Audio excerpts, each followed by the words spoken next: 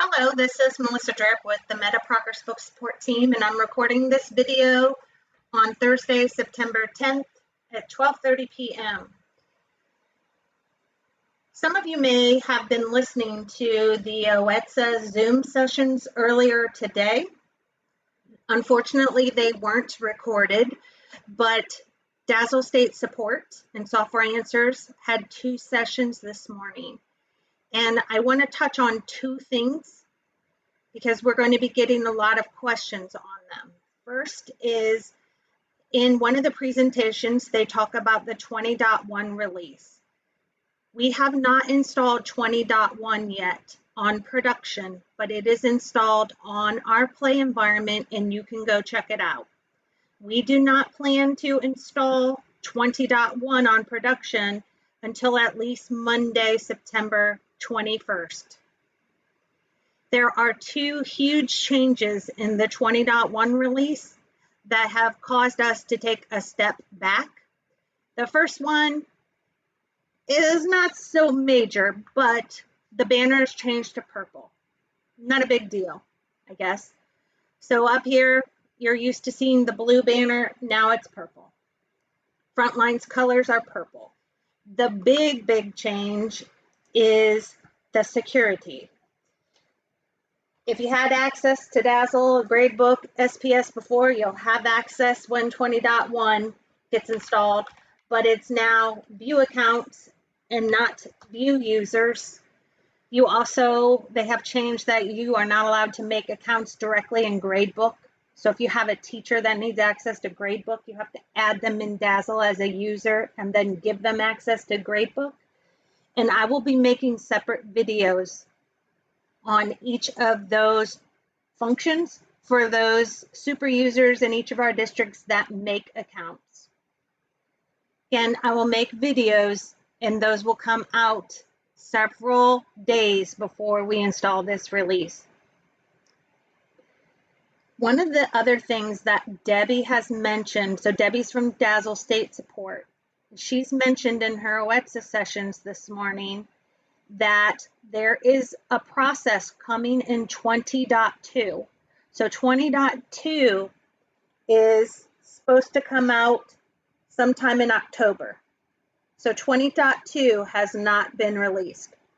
But in the 20.2 release, you're going to have an option in the Analytics Hub to run a report, and it's going to pull all the high school kids that had classes last year in their grades. And then you're going to be able to import the file and create all the end of course scores. So here's a better example.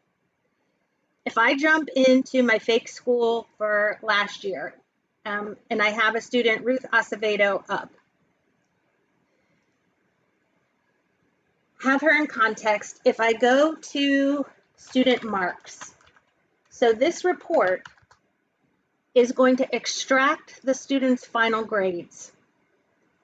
So for Algebra 1, she took that class last year and got an A. She would have taken the end of course score or end of course test had we not had the pandemic happen in March. Now what this report is going to do, it's going to look at each of the classes these students have, and it's going to look at the EMIS tab to see if it's hooked to an end of course test.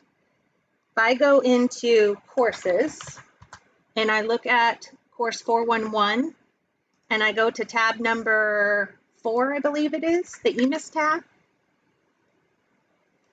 the report is going to look at this field. End of course assessment area is algebra. So that is what it's going to pull. So for this student, Ruth Acevedo, that extract is going to pull out her algebra test. She got an A. So if I jump back to student marks, it's going to convert the A, I'm guessing, to a 5. I don't know the specifics. And she'll get a 5 points for this. Then you're going to be able to take that file and go to the district level and import it and it will automatically create all the end of course scores. Oops, then you have to spell the word right. So if we go to the assessment import,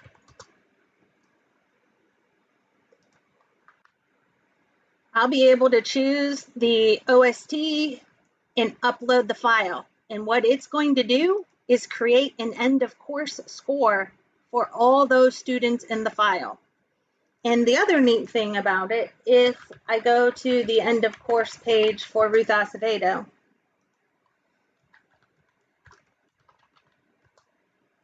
and I pull her up, it's also going to automatically include the score not reported reason.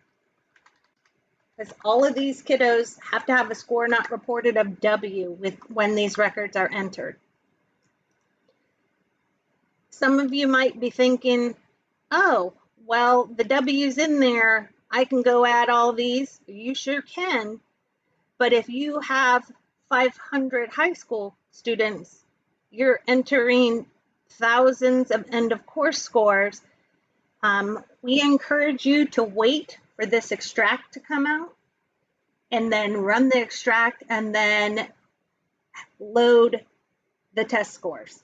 Load these scores through the assessment import page. It's going to save you a ton of work. We will have more details when that release gets closer, and I will actually go through the whole process on a video to guide you through it. Now, again, you could go in here and add all these by hand, but if it were me, I wouldn't do that. I would wait for this import to be released. As always, if you have questions, please send them to progressbookhelp@metasolutions.net. And that automatically creates a ticket for all of us on the ProgressBook team to see.